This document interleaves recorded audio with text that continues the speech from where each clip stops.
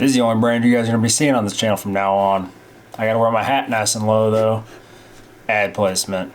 This is Crazy for KVs. If you don't drive a Redcat, then you. What's up guys? Welcome back. Crazy for KVs. I'm Tim. Welcome back to my channel. If you're new to the channel, go ahead and smash that subscribe button now. But let's jump right into it. Obviously just having some fun there. The Redcat Ascent, quite the controversial truck. Definitely some accusations on the internet about people selling out or not giving their own opinion, you know, if they were sent the truck or whatnot. That's something you guys can count on, and I do pride myself on, is trying to remain as unbiased as possible. There are brands that I really, really like. I think they make really great stuff. But yeah, I am trying to showcase this new platform, the Redcat Ascent. Flat rail, kind of an introduction into a more performance-oriented truck than their other trucks, the Gen 7, the Gen 8, and the Gen 9 of the past. A lot lighter body, obviously flat rails, divorce transfer case, forward motor mount, things like that. Angled shocks, adjustability in those shocks. So definitely a pretty cool platform. If you guys haven't seen my previous two videos, I'm gonna go ahead and link those up here. Go take a look at those. Unfortunately, I did not run it stock. I messed around with it here enough in my room to realize that I wasn't really gonna like it stock. It was pretty far off, and it was mostly in the electronics department that I just was not happy with it. Just here on the bench and just, you know, crawling around on the carpet.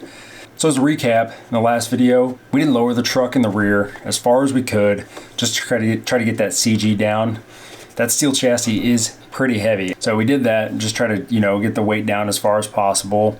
We did a few weight savings. We removed some plastic parts on the truck that I thought were unnecessary, different cross braces, battery mounting options, things like that. But the biggest thing we did was I put a 1080 Gen 1 ESC and a Crawlmaster Expert 16 turn. Unfortunately, the way the brush motors are and the way that motor mount is, it doesn't leave a lot of adjustability with a brushed motor to go to a much smaller pinion gear. There are probably options to go with a larger spur gear, and that would have a very similar effect. And then you could probably go to a smaller pinion as well, kind of combine those two. And you guys saw in that first running footage, the truck's crawlability is decent. It's not great. The transmission seems a little bit fast. I do have the underdrive in the rear. Pretty sure I mentioned that in the video, but if I didn't, I had it in there at the time, which I think did help quite a bit.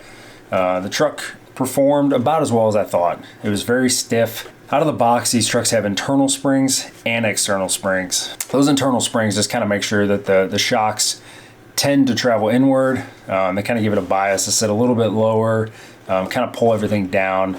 But the problem with that is they do limit your overall travel. And while this flex test doesn't mean everything, what it does kind of give you an indication of is, you know, how far your down travel is. And there was a couple parts in that video, the first running footage, where the articulation of the truck was really, really limiting it. Somebody pointed out it almost like a leaf sprung truck, which I have no experience with. I think it's a little bit better than that stock, but it doesn't really want to articulate much. The shocks are pretty stiff, and there are some things you can do with the shock springs as well. So let's jump into it. I already made some modifications to the truck. After we get done here going through them, we're going to take it back out. Now, unfortunately, in a perfect world, I would leave the gates exactly where they were, run the exact same ones, and kind of see how we improved, things like that. But that's not the case. We will go out. We're going to run some similar lines. I'm going to try to twist the truck up, see if the suspension's gotten any better, and see if it performs any better for us. But let me get the body off and we'll jump right into it. I'm not an expert when it comes to shocks, but from what I understand, most internal spring shocks run what's called a pen spring. And usually they're like a very, very small spring, very weak, not very strong, and they fit just over the shock shaft. What Redcat decided to use was like a really small version of a mini T spring. These internal springs are really strong, which I think is one reason the shocks don't really want to articulate the way that you would like them to. I don't think there's enough weight on the axles and the wheels, at least with the plastic bead locks, plastic axles, things like that, to get these to compress all the way. So fully extended, these springs are about 0.56 inches, and fully compressed, they're 0.25, so 1/4 of an inch. I removed all 4 of them. I decided that I did not want them in there anymore. All right, so no changes to the body. Haven't cut it up or anything like that yet. Still stock. Really actually do like the body. I think it looks pretty good. Like the color. Pretty happy with it. So right away, you can probably see the biggest change. This is a Hobbywing Fusion SE 1800. It's got that field oriented control, FOC. Basically what that does is modulates the actual power of the truck to maintain a consistent speed. So as you give an input on the transmitter, that signal obviously goes to the ESC that's internal to this. And as that motor slows down, when it starts to climb or gets somewhat bound up, whatever it may be, it's actually going to automatically increase the power and ultimately to try to maintain that motor speed, which equals wheel speed. Another thing this has is it does not have just the physical limitations of a brush motor, so we can adjust the pinion size quite a bit, and we have done that somewhat. The smallest pinion I had here, I thought I had smaller, but I did have an 11 tooth, so we went down 1 tooth on the pinion. We're at an 1800 kV. It is brushless, and it is very, very smooth. They're not quite as good as the Fusion Pros, but keep in mind, we are on a budget, and we're trying to increment our way up and kind of see how this truck performs at various different price levels. You know, how much you want to spend on it right away, or if you want to slowly work your way to this. These factory wheels by Redcat, I actually kind of liked them. I thought they were kind of cool that they went with white. Some people hate them, but it's definitely a preference thing. They are glue-on. They are not a bead lock. Now, I've never messed with trying to deglue tires off of wheels, but I thought I'd give it a whirl in order to try to save a little bit of money. So we're going to talk a little bit about that process. Now, what I used is this Uncure. It's a Hobbytown product. You can get it at Hobbytown, which a lot of places have. It's a tire degluer. I thought, let's try it. Let's try to get the tires off of those wheels so that we can have a little more modularity in the future for performance modifications that that might be coming down the line and that I already have in mind. It does say right on there that it will mar most plastics. Wasn't exactly sure how bad, but we gave it a try. Now, unfortunately, that specific formula, maybe other ones are different, did not like the plastic that the Redcat used at all, and it chewed it up pretty bad. I'm gonna try to show you all. Right around that bead surface is pretty melted, pretty ugly, and just kind of all buggered up. But so unfortunately, the wheels are pretty much unsalvageable. I went ahead and threw the rest of them away. Just wanted to keep this to show you guys. I don't recommend this method. I know that some people bake them, some people boil them, and in hindsight, I probably should have tried one of those methods. But what a painful process. My hands were cramping. The glue didn't come off that easy, and we did actually tear the tires a little bit trying to get them off. One particular, somewhat bad, but most of the bead is good and good enough for what we wanted to move forward with. So the wheels you see on here now, these are the same wheels that come on a Vanquish Fordyce. These are their KMC Riots. These are a plastic bead lock. I definitely wanted to go to a bead lock just for changing out stuff in the future. Tuning with tires, tuning with foams, brass inserts, things like that.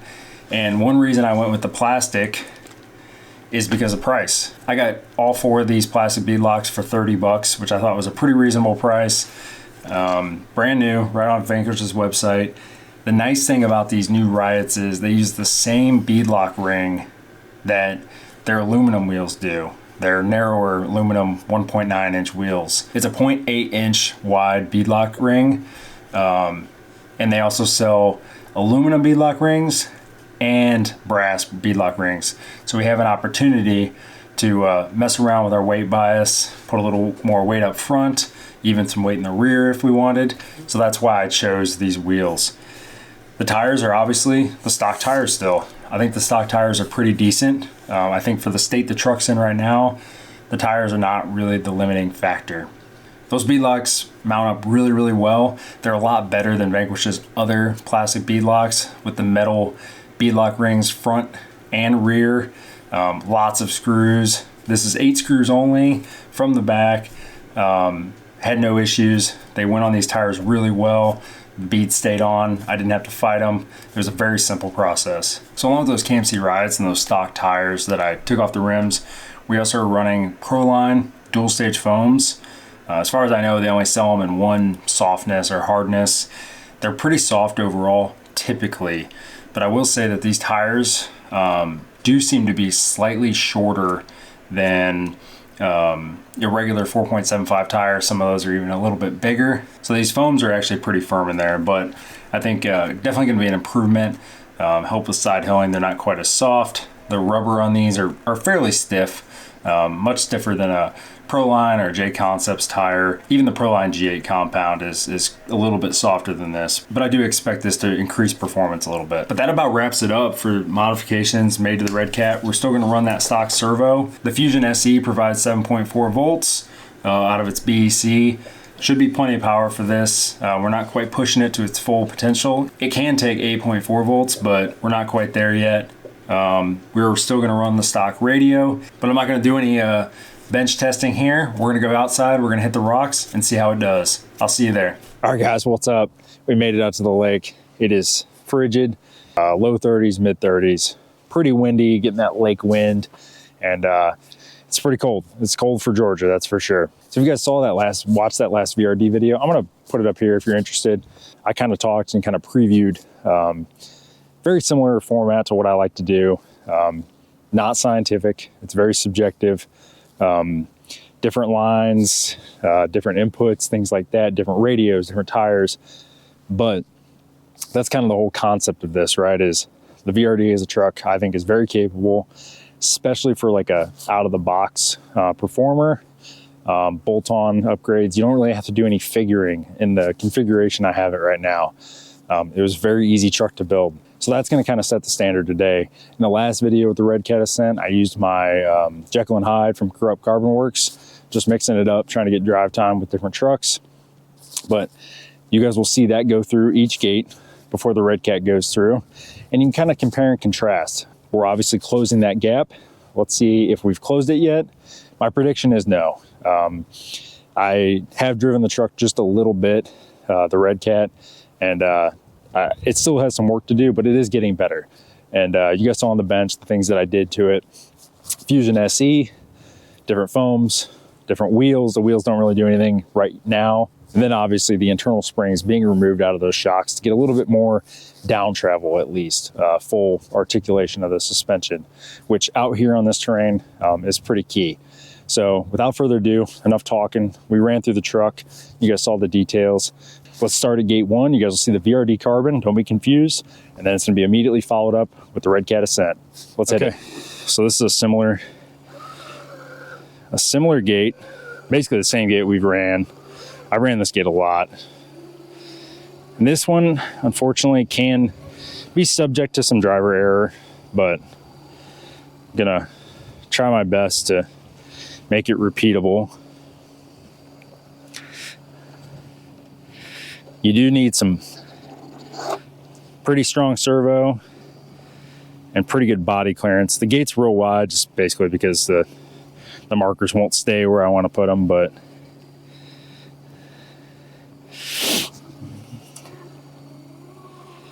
we got through that one pretty easy. This hang up right here, you got to turn into it to get your tire up on it. And you do need a pretty good servo for that, so we'll see if the Redcat's got enough. The stock servo is actually pretty strong. It's not very fast, but we don't need speed here, we need torque. All right, let's hit it. Gate 1, way better slow speed control.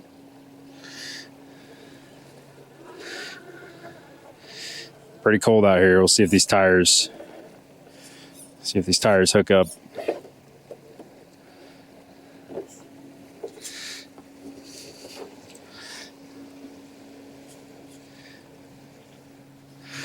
Try to get a better angle than I did with the VRD here. And turn high.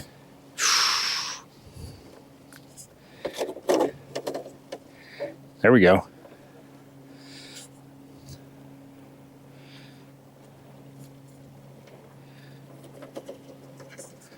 All right, we're through. Well, that's an improvement. The low speed control, I think, definitely helped.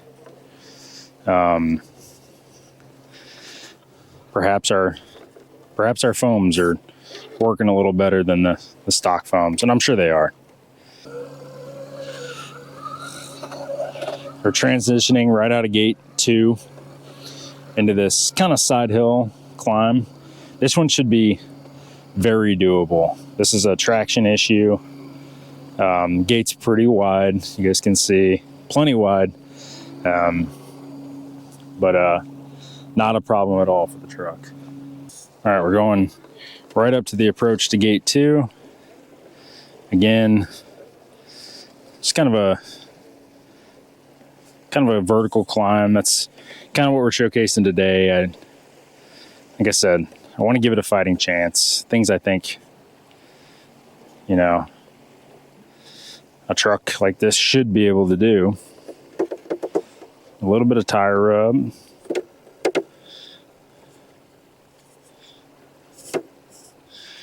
Oh yeah, doing well. Tires seem to be hooking. Not hooking great. There's really no deflection or flex on them, but these tires are pretty decent for RTR tires. As they get broken in, they're probably only going to get better. So we're 2 for 2.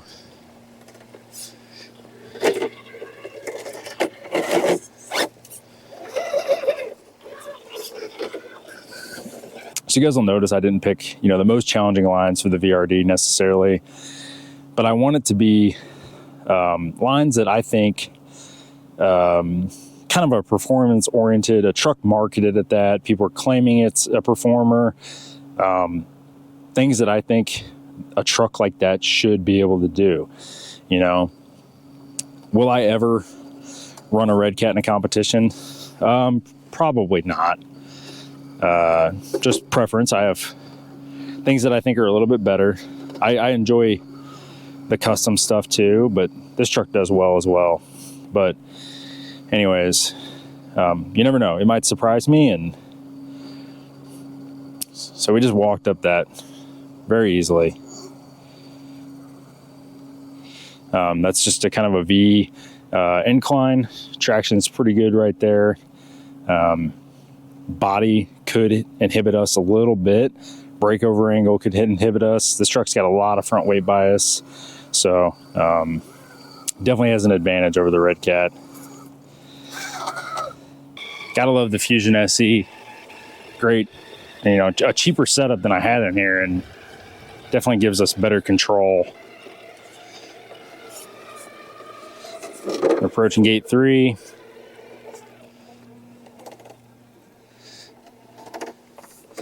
Gate 4, 5, and 6 are what are going to push this truck. I don't think this one will be an issue either. Nope. Good belly clearance. Okay. All right, let's go over to gate 4. It's got the truck set up. We're looking at gate 4 right here.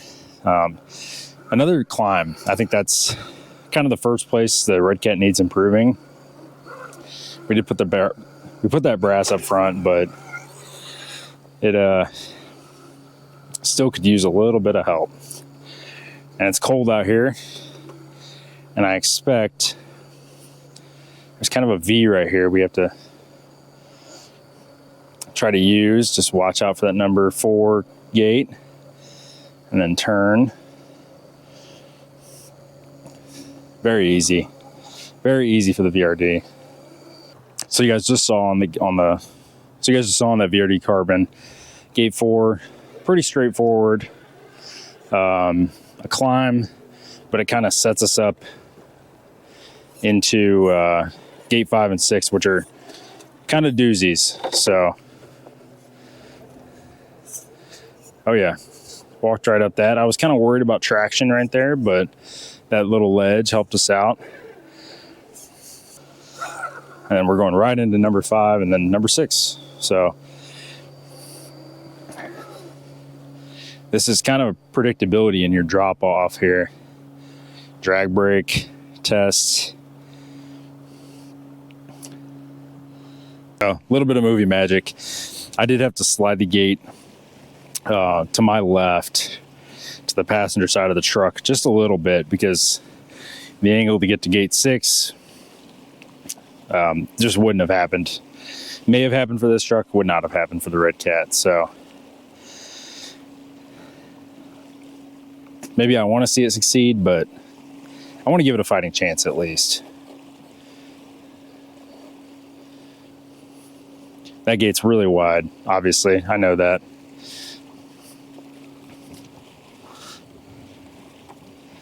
All right.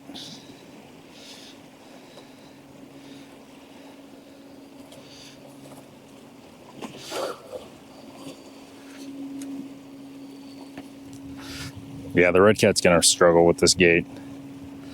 For sure. I'm calling it now. It might get 3 or 4 out of 5. It might get 3 or 4 out of 6, but I don't think it's going to get all 6.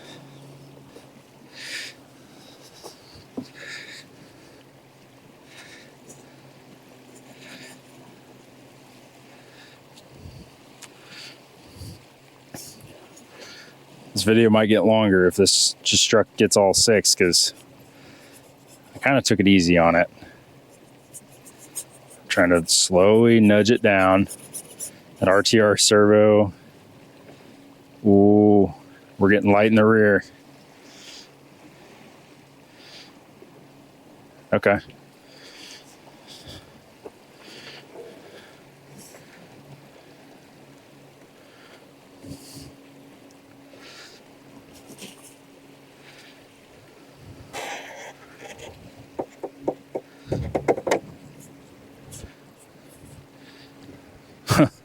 I think it's going to do it.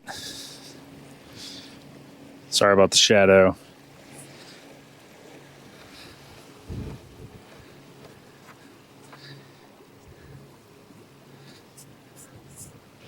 Wow. Okay. Okay. So, took too much of an easy on the Ascent. So we're going to run gate 5 and 6 in reverse.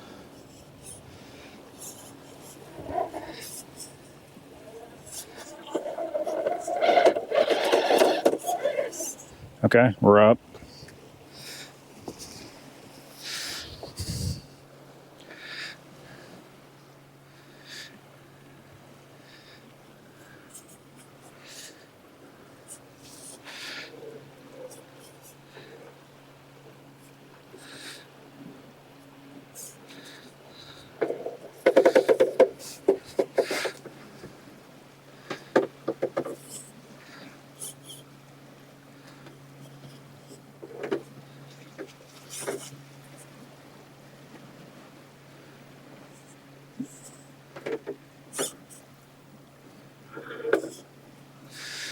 All right, we did just clip this gate, but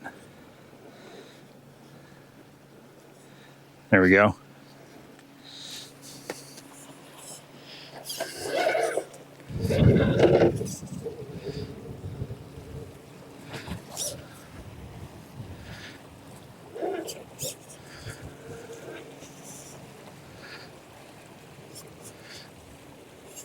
It's going to be tricky with the suspension travel we have. It is better, but it's not great.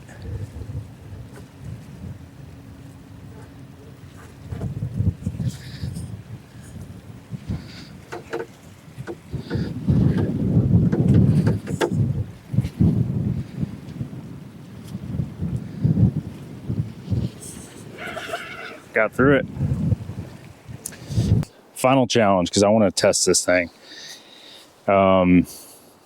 This is a kind of a weird obstacle. It's kind of hard to incorporate into any real lines or gates, but kind of a fun thing we like to do out here. And the VRD will climb it. SCX10 Pro will climb it. My Jekyll and Hyde will climb it. I think my Artful Dodgers will climb it too. So all very much pricier comp trucks.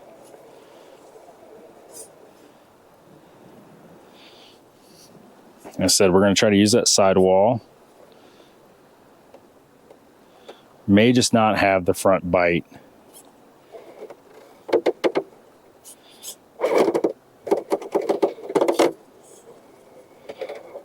It's trying to. It is trying. Oh, wow. We may have just done it.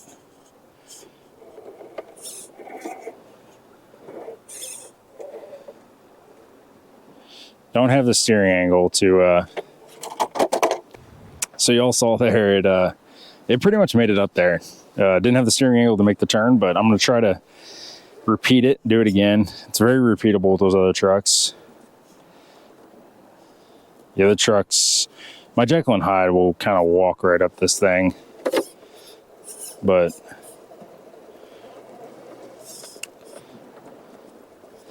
I'm actually very impressed though.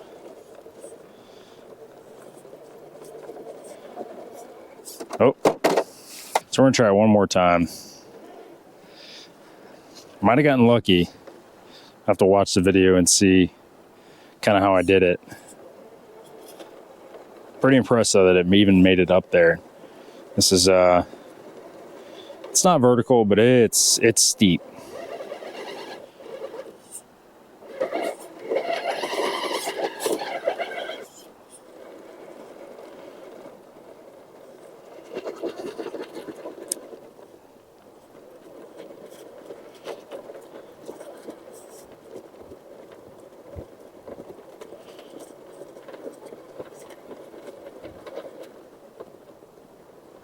Slow it down a little bit.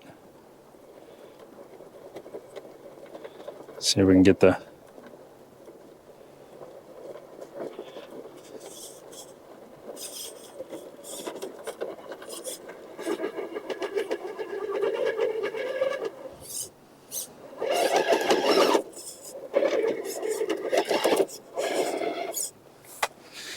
Getting started on this obstacle is probably the hardest part. So let's attack it more from an angle. Just might have been what I did.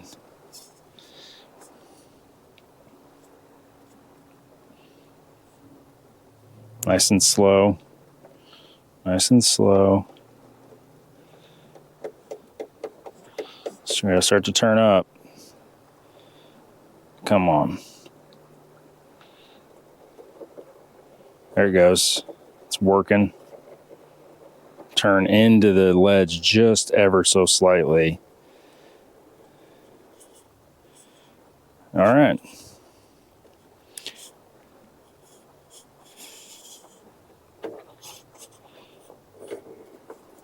Oh, wow, that was impressive. Back tire just, sidewall just hooked the right way, and we just made the climb. Can we do the descent? Probably. Nope. All right, guys, it was a long one. Try to run the truck through gates, you know, easy gates for the VRD. You guys saw the VRD didn't really struggle, but to be honest, the Redcat didn't either. It definitely, you know, it was kind of stressed on some of the flexing. The uphill climbs, I was worried about traction on the tires. I think overall they worked out pretty well. Hopefully you all enjoyed some of the kind of the bonus footage here at the end. Ran a couple of gates backwards, and then tried kind of this obstacle that you know, some of the other trucks you still have to pay attention. I wouldn't say it's easy. They do it very consistently. So what's next to the Ascent? That's the, you know, subject for today. But I think the Ascent's in a really good spot right now. Under 500 bucks. I think you could go have fun with it the way it is. But I think with the stock servo, you could bypass the BEC on the Fusion. If you were running it like this, you could buy a Castle BEC, crank it up to 8.4. I'm not sure if the Redcat radio will handle 8.4, so be aware of that. But if you like to incorporate your trucks all into one radio anyway, there's a good chance that those radios can handle 8.4 volts. I do think the servo still needs some help. I think it's a matter of time before I get it bound down and try to work it, and it gives up on me. It lets out that magic smoke, or I strip some gears or something. But time will only tell for you all on how durable it really is. So what's next? This thing, I still think it needs some front weight. And you know, I kind of hinted at that when I was talking about the wheels. So you guys will have to wait till the next part, which will be part 4 in the Ascent. And then I also think, like I said, it could really use a little bit of steering power and steering quickness to be able to walk it down ledges, and a little bit more dependable servo, a brand I know I can count on. So those are kind of the things I'm looking at. I think in the cold winter months, these tires are going to be a little stiff. I think in the summer, once you get them broken in, maybe do a little bit of siping, do a little trimming on them, probably perform pretty well for you. But we might look at some tires as well. We'll see. Well, that's going to do it. It was a long one. I really do appreciate you all. Let me know in the comments down below what you think of the Ascent, what you think of some of the lines that pulled off today, because it kind of impressed me a little bit. I think the suspension mods helped, the fusion helped, and the foams probably helped as well too. Kind of hard to tell unless you run them back to back, exact same wheels, exact same tires, just changing out foams, which is kind of a tedious thing to do when you're out here. But thanks for watching, y'all. I appreciate each and every one of you. Happy holidays, whichever ones you celebrate. Enjoy your new year, and I'll catch you next time. Thanks.